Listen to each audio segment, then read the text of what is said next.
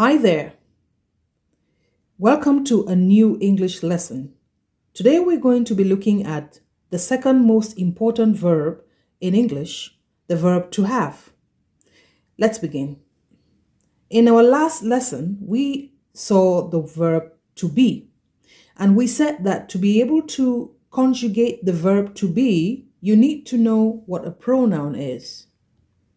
This is the same as the verb to have. With the verb to have, to conjugate it, you must know the pronouns. And if you remember from last lesson, we said we have pronouns I, you, he, she, it, we, and they. The verb to have is very easy to conjugate. You have the pronoun I, and you have the verb have. Okay? The only thing that will change here, if you notice, is has with the pronouns he, she, and it. Now let's look at how to conjugate the verb to have in the present tense. Do you remember what the present tense is? This is the definition here. But as a recap, a present tense is used to describe something that is happening now or something that is happening at the time you are talking. So to conjugate the verb to have in the present tense, it goes like this. I have. You have.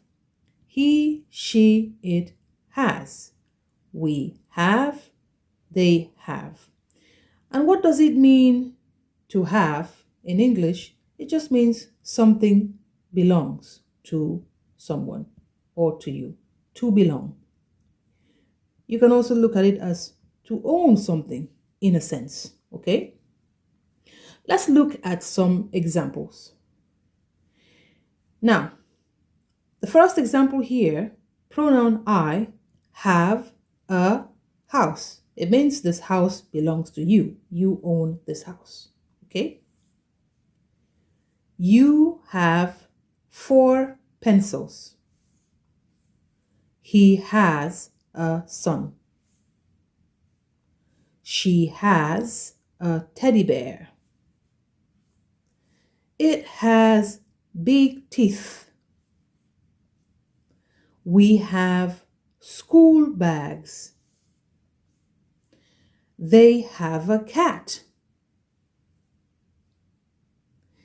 Now let us look at how to use the verb to have in expressions and idioms in English.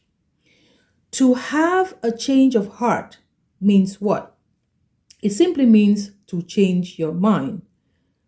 For example, you want to buy an ice cream and you think, oh, this ice cream is delicious, but it is too sweet for me to eat. So you decide not to buy the ice cream. So you have had to change your mind. You have had a change of heart. Okay? So to have a change of heart, to change your mind about doing something.